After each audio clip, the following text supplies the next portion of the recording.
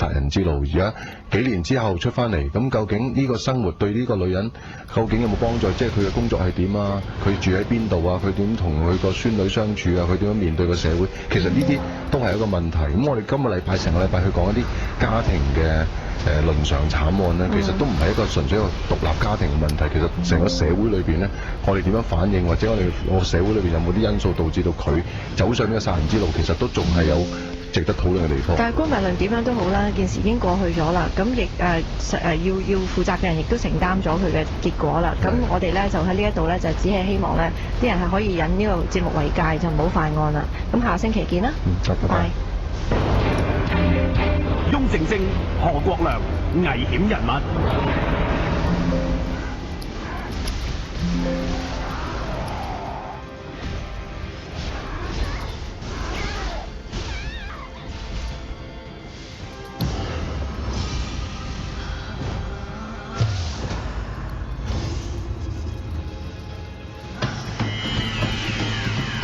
奇門遁甲，太上老君，急急如律令。